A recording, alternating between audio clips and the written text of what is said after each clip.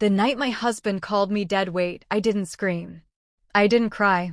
I just felt something inside me quietly snap into place. It's strange how a single sentence can make you see your entire life differently. How years of small humiliations suddenly line up, forming a truth you can't unsee. How the home you built starts to feel like a room you're trapped in. That night, I realized I had two choices: break or walk away before I disappeared completely. I didn't know where I was going. I didn't know how I would survive. I didn't even know who I was without the life I had held together for so long. I only knew one thing. If I stayed, I would lose myself forever. Hi, I'm Mara. And what happened after that night changed everything I believed about courage, love, and starting over. It started like every tired argument we'd had for years about bills, chores, expectations, nothing and everything. But this time, something in Rick's eyes had changed. He wasn't irritated. He wasn't stressed. He looked indifferent, like he'd already made up his mind about something I didn't know yet. "I can't keep doing this," he muttered, dropping his fork. "Doing what?" I asked, trying to keep my voice steady. "This," he said, gesturing vaguely around the room. "Carrying everything. Carrying you." I blinked, confused. "Carrying me?" "Rick, He cut me off. "Stop. Just stop." Then he leaned back, sighed, and said the words that split my world clean in half. "You're dead weight, Mara. I've carried you for years." It felt like a punch I didn't see coming. Not loud, just precise. Almost rehearsed. For a moment, I couldn't hear anything, not the clinking dishes, not the TV in the background. Just a faint ringing inside my chest. I wanted to argue. To defend myself. To remind him of the years I spent raising our daughter, managing our home, supporting every risky idea he chased. But suddenly none of it mattered, because his expression told me the truth. He believed it. He had believed it for a long time. That was the moment something in me broke, quietly, like a thread finally snapping after being stretched too thin. I excused myself, walked to the bathroom, closed the door, and stared at my reflection. My face wasn't angry. It wasn't devastated. It was calm. Too calm. And in that dangerous calm, a thought whispered, "You don't have to stay." What I did next shocked even me. I waited until Rick fell asleep. The house was dark except for the soft glow of the hallway light, a house I had walked through thousands of times, but suddenly everything looked unfamiliar. Like it no longer belonged to me. I opened the closet slowly, carefully, as if I were afraid of waking the past instead of waking him. My hands barely shook as I pulled out a suitcase, the same one we used years ago for family vacations. The same one I packed for him when he traveled for work. Funny how ordinary objects can betray you with memories. I didn't pack much. A few clothes. Essential documents. My passport. A pair of comfortable shoes. As I was closing the zipper, a folder fell out, papers Rick had tucked behind the shelf. I picked it up absently, thinking it was one of his work files. But it wasn't. They were bank statements. Accounts I'd never seen. Transfers I didn't recognize. Signatures that weren't mine. My throat tightened. He had moved money. Quietly. Strategically. Preparing for a future that didn't include me. It didn't hurt the way I expected. It clarified things. By the time I finished packing, a strange stillness settled inside me, like a lake after a storm. I booked the only flight I could find for the next morning. One way. Toronto. 6,000 miles from the life that was suffocating me. Then I stood at the doorway of our bedroom and watched Rick sleep. The man I'd built a life with. The man who saw me as dead weight. I whispered, not to him, but to myself. No more. And I walked out. I thought leaving was the hard part. I was wrong. The plane landed in Toronto with a shudder that felt like a warning. Cold air seeped through the airport doors, biting my skin the moment I stepped outside. It matched the chill in my chest, a mix of fear, freedom, and disbelief. I kept touching the strap of my suitcase, as if making sure it was really there. As if I was really here. Across an ocean. Alone at 45. My old college friend, Lila, waved when she saw me. We hadn't spoken in years, but she'd insisted I come stay with her until I got on my feet. At the airport, she hugged me tightly, but something felt off. A warmth that didn't fully reach her eyes. Her apartment was small, cluttered, loud with the sound of her two dogs barking. The moment the door closed behind us, she exhaled dramatically. I hope you don't mind the mess. And just so you know, rent in this city is insane, so you'll have to chip in soon. I nodded quickly, embarrassed even though I hadn't said a word yet. I'll find work, I murmured. Soon. She forced a smile. Sure. Just don't take too long. That night, lying on her lumpy sofa bed, I stared at the ceiling. I wasn't homesick, I didn't have a home to miss. But I felt displaced. Like a puzzle piece dropped into the wrong box. I tried applying for jobs, but every listing wanted Canadian experience, a phrase I quickly learned was code for you're starting from zero. At 45, zero felt frighteningly close to failure. By the third night, I sensed Lila's patience thinning. Her sighs, her subtle hints, her subtle resentment. I realized I couldn't stay long. And the first door that closed on me made the next one even harder. I spent days applying for anything administrative roles, retail, customer service. Each, we regret to inform you, email hit harder than the last. I'd thought crossing the ocean was the leap. But this was the climb. Age isn't supposed to matter, but in job applications, it does. I could almost hear the unspoken concerns in every rejection. Too old. Too inexperienced. Too out of place. One morning, after yet another failed interview, I sat at a cafe holding a lukewarm tea I couldn't afford. My reflection in the window looked tired, like a woman trying to fit into a life 2 sizes too small. That's when I saw a flyer on the community board. Career workshop for women rebuilding their lives. Something in me stirred. I attended the next session. The room was filled with women of all ages, each carrying invisible weights. The facilitator, a warm woman named Evelyn, guided us through self-assessment exercises. When she glanced at the brief description of my past work, organizing schedules, managing household finances, assisting with Rick's side business, she tapped her pen thoughtfully. You know, she said, you have the skill set for freelance consulting. Have you ever considered it? I laughed nervously. Consulting? Me? Why not you? She replied simply.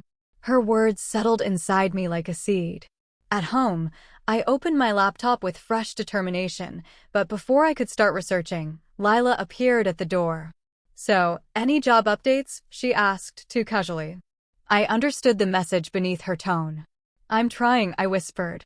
She nodded, but her eyes said she didn't believe in me. That night, I made a decision. I wouldn't just survive in this country, I would rebuild myself.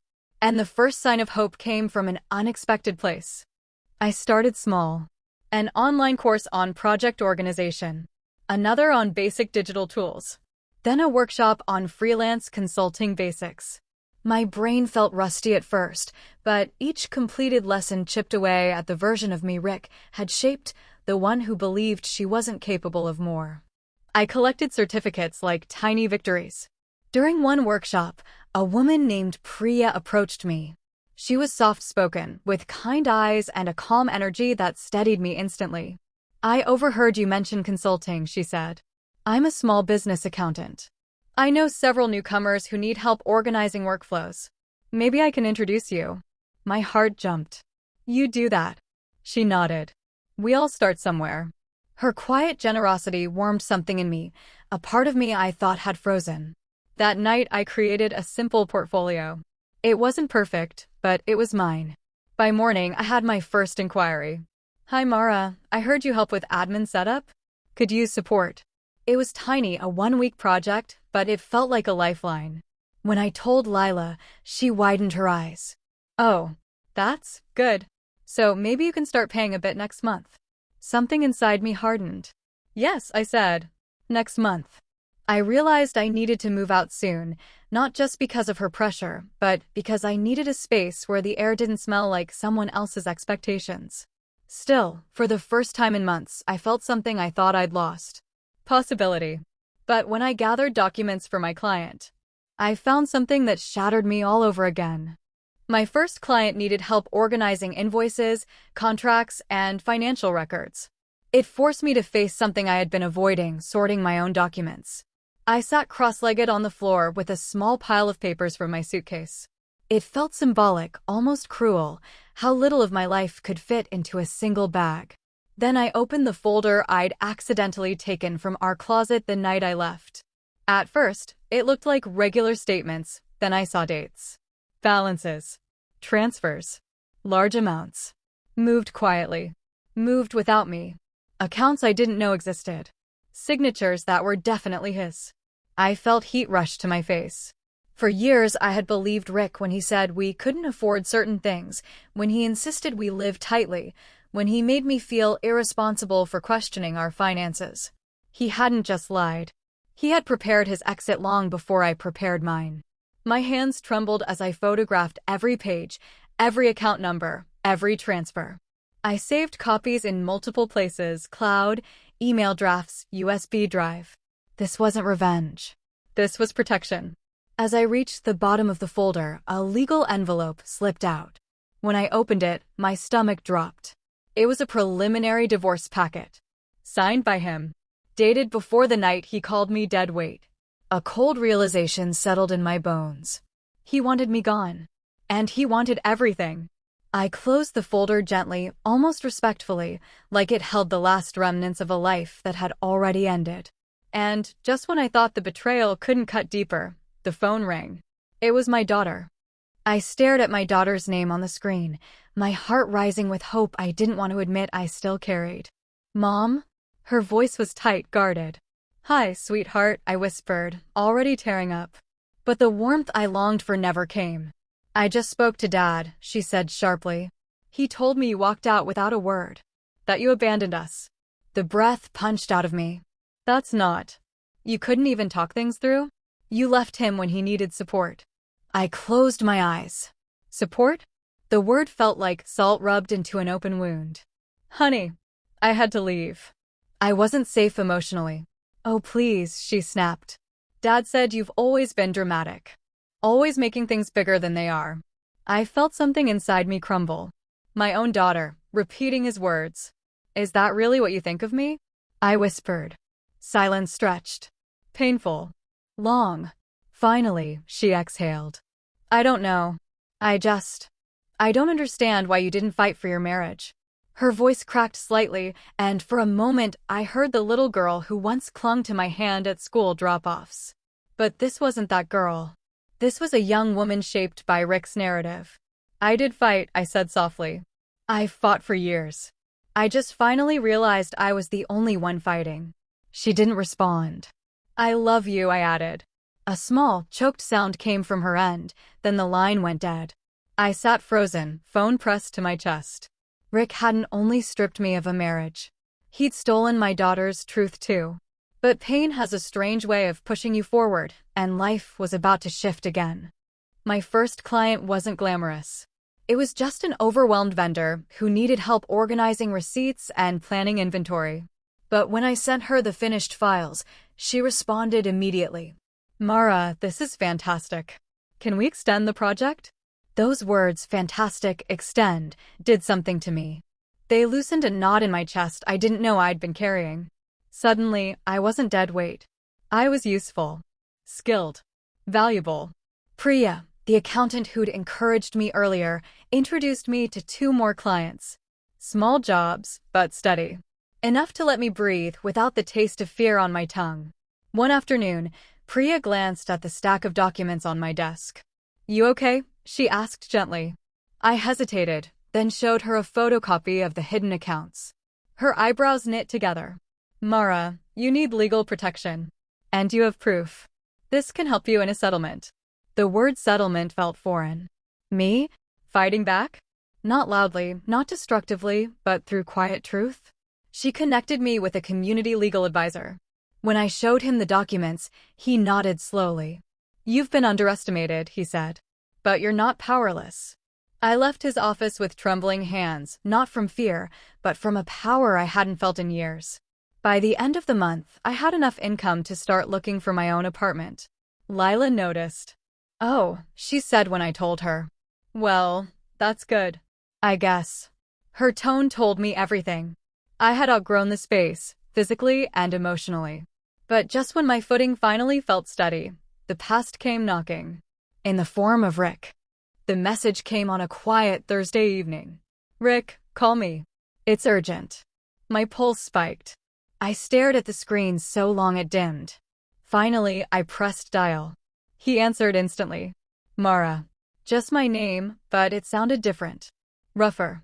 Smaller. What do you want, Rick? I asked, my voice steady despite the storm in my chest. He exhaled. Things haven't been good. The business is struggling. I said nothing. And I thought maybe, considering everything, maybe you could help. Just temporarily. My jaw dropped. Help? You mean financially? He cleared his throat. You've always been decent with budgeting. And you're doing fine out there, right? There it was. The admission he'd never make if he had options. Rick, I said slowly, you hid money from me. You planned a divorce before I even left. And now you want my help. He didn't deny it. He just sighed, sounding frustrated. You shouldn't hold on to things. We both made mistakes. But you walking out, it ruined everything. You owe me some support. I laughed softly. Not out of humor, out of disbelief. I don't owe you anything. His tone snapped. Don't be unreasonable, Mara. You wouldn't even be surviving without me. You've never made it on your own. I felt something shift inside me. A click. A final release. Rick, I said calmly, I crossed an ocean. I built a life with my own hands. And the only dead weight in my life was you. Silence. Thick.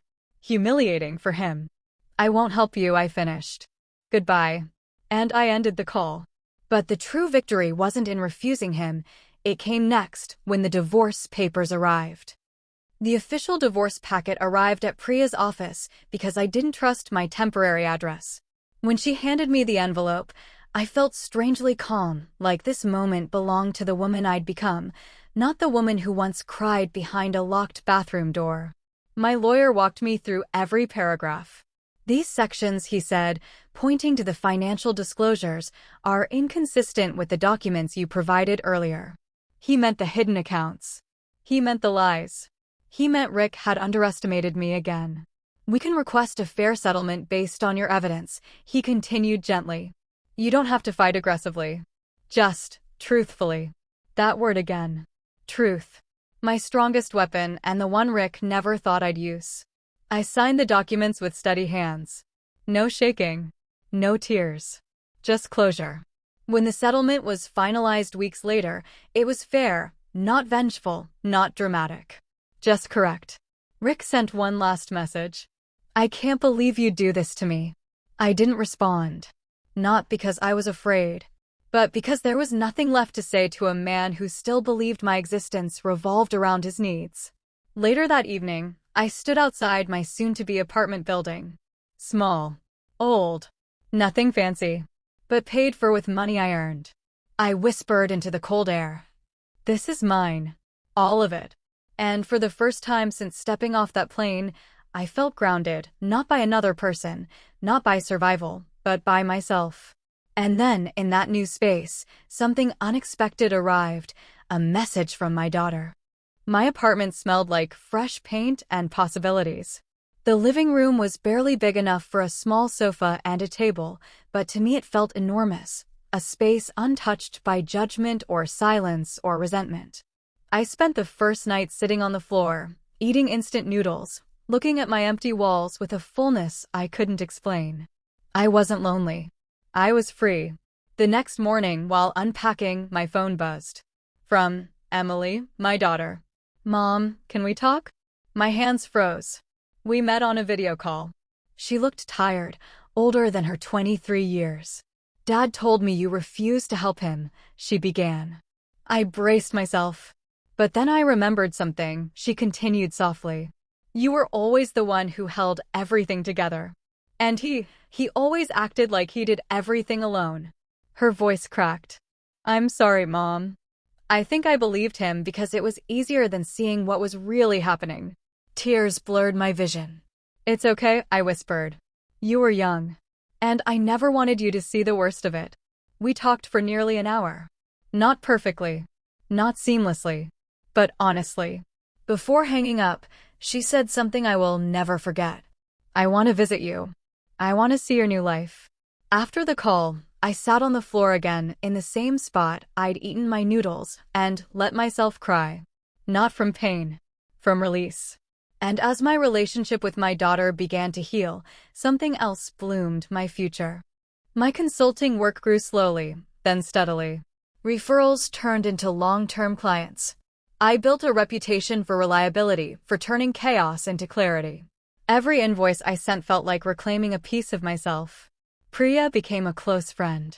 We met weekly for tea and quiet conversations. No judgment. No pressure. No expectations. Just companionship built on kindness. I joined a community group for immigrant women rebuilding their careers. Hearing their stories made me realize how universal reinvention is, how many of us begin again not because we want to, but because we have to. I decorated my apartment with thrift store finds. A lamp that cast warm light. A painting of a shoreline that made me breathe easier. A second-hand dining table I sanded and refinished myself. Each piece felt like healing. Then one afternoon, I opened my mailbox and froze. A letter.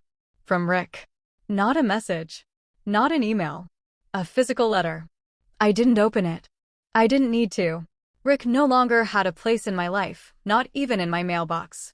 I dropped the letter gently, almost ceremonially, into the trash. And then I brewed myself a cup of tea, sat by the window, and watched the snow fall outside. My reflection in the glass looked different now, steadier, wiser, softer. And in that quiet moment, I realized the final chapter of this story belonged to me alone. I thought healing would come in a triumphant wave, a moment where everything made sense. But instead, it came in small ways. In the way my shoulders relaxed when I unlocked my apartment door. In how my mornings no longer felt heavy. In how silence felt like peace instead of punishment. I stopped seeing myself through Rick's eyes. Stopped shrinking. Stopped apologizing for existing. One evening, while organizing some papers, I found the last remnants of my old life, the unused divorce drafts, the old medical bills, a photo of us from years ago. I held the photo for a long moment. We looked young. Hopeful. I didn't resent that version of myself. She tried. She loved. She trusted. But she was gone. I placed the photo in a box and closed it. Not out of anger, but out of gratitude for where it had led me. Later, as I stepped onto my tiny balcony, the city lights flickered like distant constellations.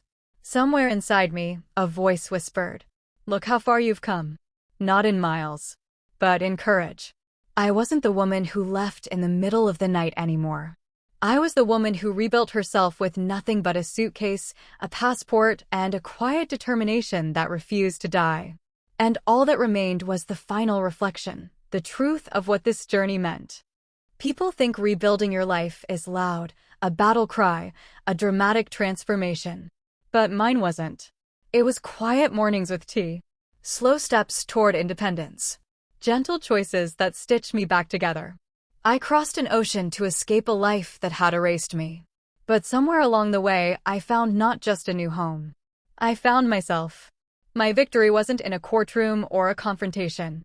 It was in signing my own lease, in earning my own income, in hearing my daughter say, "I'm proud of you," in waking up and liking the woman I had become. I used to believe that marriage was the measure of a woman's worth, that staying, enduring, sacrificing made me strong. But strength, I've learned, is knowing when to walk away, when to choose yourself, when to say, "This life is mine." Rick once called me dead weight. He thought I'd sink without him. But I learned something he never understood. Women don't sink. We rise. Quietly, steadily, beautifully. And that is how I walked away, crossed 6,000 miles, and built a life he never imagined.